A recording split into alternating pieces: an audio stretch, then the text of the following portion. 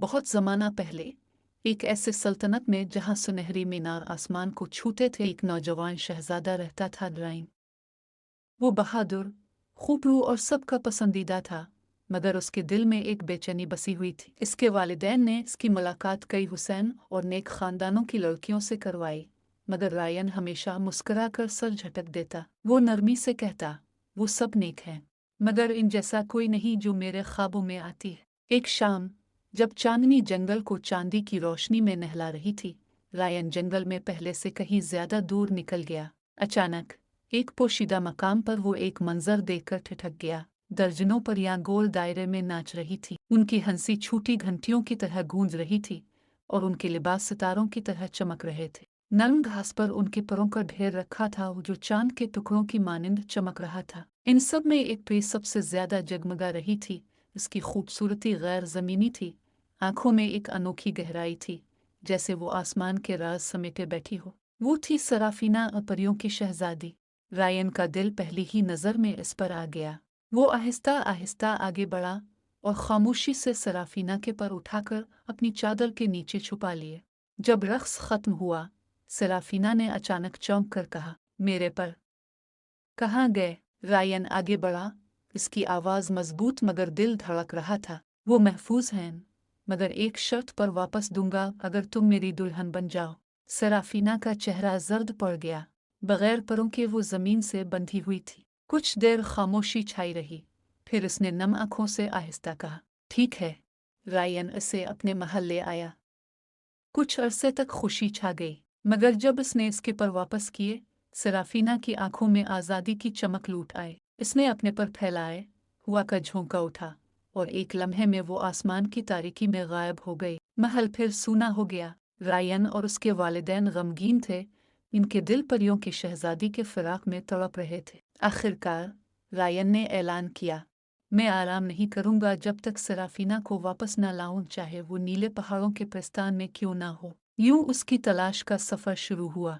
एक दिन घने जंगल में रायन ने 7 आदमियों को झगड़ते देखा। उनके हाथ में एक चमकदार टोपी थी। रायन ने पूछा, ये लड़ाई किस बात पर? एक बोला, ये सुलेमानी टोपी है, जो उसे पहने वो हुआ में उड़ सकता है और गायब हो जाता है, मगर हम सब उसे अपना हक समझते हैं। रायन ने कहा, तो किस्मत से फैसला करो, दौड़ लगाओ, जो पहले लूटेगा वही मालिक होगा। सब दौड़ पड़े और जैसे ही वो नजरों से ओझल हुए, रायन ने वो सुलेमानी टोपी उठाई, सर पर रखी और लम्हे भर में गायब हो गया। हुआ इसे पहाड़ों, समंदरों और बादलों के पार ले गई, यहाँ तक कि वो चांद के चांदी जैसे मैदानों पर जा उतरा। चांद के मुहाफिजों ने कहा, जल्दी निकल जाओ, वरना जब चांद जागेगा तुम उसकी रोशनी में कैद हो जाओगे। रायन ने सर झुकाकर कहा, मुझे सिर्फ आराम चाहिए, और जब वो जागे तो इसकी रहनुमाई। जब चांद बेदार हुआ, उसकी मध्यम रोशनी में रायन ने इल्तिजा की। चांद बोला, मैं प्रस्थान का रास्ता नहीं जानता, वो सिर्फ सूरज जानता है, मगर ये अंगूठी लो,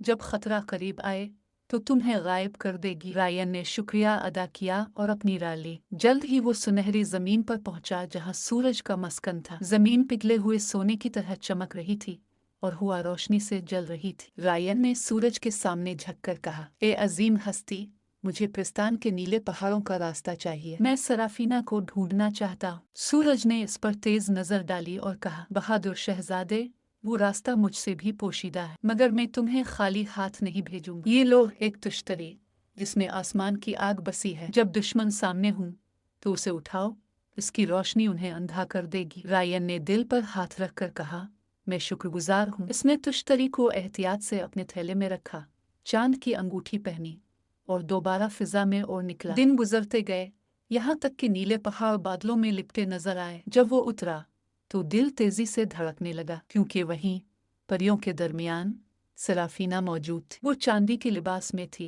सर पर ताज जगमगा रहा था, मगर चेहरा गम से भरा हुआ। वो अपनी शादी के लिए ले जाई जा रही थी, खुशी की नहीं बल्कि खौफ की। उसे एक खौफनाक देव के हवाले किया जाना था। रायन का दिल टूट गया। वो आगे बढ़ा, अंगूठी उतारी और जाहिर हो गया। सराफीना, किसने धीरे से कहा। सराफीना की आंखें फैल गईं, फिर चमक उठी। रायन, तुम मेरे लिए आए हो। इसी लम्हे जमीन कांपी। देव गिरफ्ता हुआ आया, ये दुल्हन मेरी है। रायन ने मजबूती से सूरज की तुश्तरी उठाई। एक रोशनी का धमाका हुआ, इतनी तेज कि वादी जल उठी। परियां आंखों पर हाथ रखकर पीछे हट गई।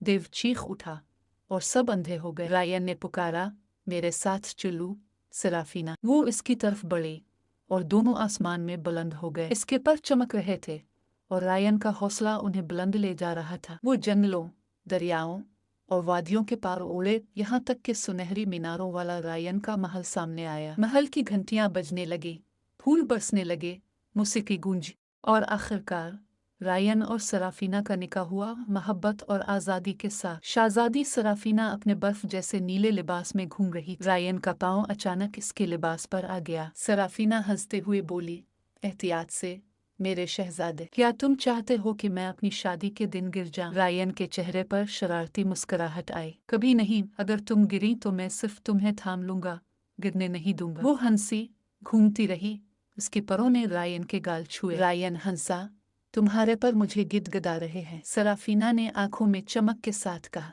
यह तो प्री की मोहब्बत की कीमत है मेरे शहजादे। दोनों करीब आए, इनके ताज चमकने लगे, हंसी मौसीकी में घुल गई और इस लम्हे मोहब्बत, रोशनी और वादे ने उन्हें हमेशा के लिए एक कर दिया।